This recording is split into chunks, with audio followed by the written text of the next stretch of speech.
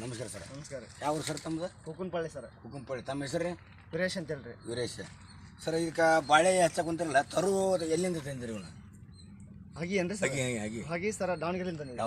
ದಾವಣಗೆರೆಗೆ ಚಲೋ ಅವ್ರು. ಹೌದು. ಯಾವ G9 ಯಾವ್ದ್ರ? G9. G9. ಈ G9 ಹಚ್ಚಾರಲ್ಲ, ಮತ್ತೆ ಎಷ್ಟು ಜನ ಹಚ್ಚಾರ ಇಲ್ಲಿ? ಇಲ್ಲೇ ಹಚ್ಚಿದಾರಲ್ಲ.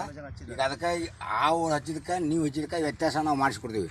ಈಗ ಏನು ಹಾಕ್ಯಾರ ಸರ್ ಇದಕ್ಕೆ ನೀವು? ಇವಾಗ ಒಂದೆರಡು ಸಲ ಗೊಬ್ಬರ ಗ್ರಾನಲ್ಸ್ ಹಾಕಿದ್ವಿ ಸರ್. ಗ್ರಾನಲ್ಸ್ ಹಾಕಿ ಯಾವ್ದು ಹಾಕಿದ್ರಿ? 10-26 DAP ಎಲ್ಲ ಹಾಕಿದ್ವಿ. ಹಾಕಿದ್ರಿ. ಅದು ಹಾಕಿಂದ ಹೆಂಗೆ ಅನಿಸಿತ್ರಿ ಬೆಳೆ?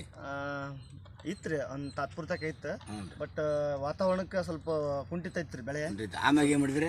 RPS ಸ್ವಾಮ್ಯಾರ ಒಬ್ರು RPS ಹೇಳಿದ್ರಿ. ಬಂದ್ಮೇಲೆ RPS ತಂದು ಕೊಟ್ರಿ ಸರ್. RPS ನ ಸ್ಪ್ರೇ ಮಾಡಿದ್ವಿ ಸರ್. ಸ್ಪ್ರೇ ಮಾಡಿದ ಈಗ ಹೆಂಗೆ ಅನಿಸಿತ್ತು ಸರ್? ಸ್ವಲ್ಪ ವ್ಯತ್ಯಾಸ ಕಾಣಿಸ್ತದೆ ಸರ್. ವ್ಯತ್ಯಾಸ ಸರ್. ಈಗ ನೀವು ಸ್ಪ್ರೇ ಮಾಡಿರಲ್ಲ, ಸ್ಪ್ರೇ ಮಾಡೋದಕ್ಕಿಂತ ಇನ್ನೊಮ್ಮೆ ಡ್ರಿಂಚಿಂಗ್ ಮಾಡ್ಬೇಕು.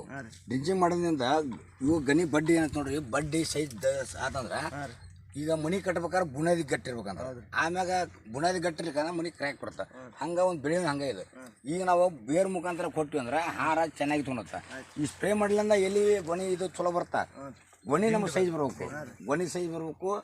ಹಣ್ಣು ಕಡಿವರೆಗೂ ತುದಿವರೆಗೂ ಹಣ್ಣಾಗಿರ್ಬೇಕು. ಅದು ಅದನ್ನು ಡ್ರಿಂಚಿಂಗ್ ಮಾಡಿರಿ. ಡ್ರಿಂಚಿಂಗ್ ಮಾಡಲಿಂದ ಗೊನೆ ಸೈಜ್ ಚಲೋ ಬರುತ್ತೆ. ಮತ್ತು ಇದನ್ನು ಆರ್ಗ್ಯಾನಿಕ್ ಯೂಸ್ ಮಾಡೋದ್ರಿಂದ ಹಣ್ಣಿನ ಟೇಸ್ಟ್ ಜಾಸ್ತಿ ಆಗತ್ತೆ, ಅವರಷ್ಟಿಂಗ್ ಬರ್ತಾ. ಈಗ ಕೆಮಿಕಲ್ಸ್ ಯೂಸ್ ಮಾಡಿದ್ದು 5 ದಿನ ಇರುತ್ತೆ ಹಣ್ಣದು. 5 ದಿನಕ್ಕೆ ಏನಾಗುತ್ತೆ, ಹಣ್ಣು ಕೊಳ್ತು ಬರುತ್ತೆ. ಹಣ್ಣು ಕೊಳಿತ ರೈತರು ಲಾಸ್ ಮಾರ್ಕೆಟಿಗೆ. ಜಾಸ್ತಿ ದಿನ ಇತ್ತಂದ್ರೆ ಇವತ್ತು ಮಾರ್ಲಿಂದ ನಾಳೆ ಮಾರ್ತೀನಿ, ಹಣ್ಣು ಕೆಡಂಗಿಲ್ಲ ಅಂತ ನಿಮ್ದು ಸೇಲಿಂಗ್ ಜಾಸ್ತಿ ಆಗುತ್ತೆ. ನಿಮ್ಗೆ ರಿಸಲ್ಟ್ ಚಲೋ ಸಿಗುತ್ತೆ. ಮಾಡಿ ನೋಡ್ತಾರಲ್ಲ, ಇದನ್ನು ಮಾಡೋದ್ರಿಂದ ನೀವು ಮತ್ತೊಬ್ಬರಿಗೆ ಹೇಳ್ಬೇಕು. ಇದನ್ನು 1 by 1 ಹೋಗ್ಬೇಕು. ಅದಂಗೆ ನಿಮ್ಗೆ ಚಲೋ ಬಂದಿತ್ತು ಅಂದ್ರೆ ಮತ್ತೊಂದು ರೈತರಿಗೆ ಹೇಳಿ ಮಾಡಲಿ ಅಂತ ಹೇಳ್ತೀನಿ. ನಮಸ್ಕಾರ.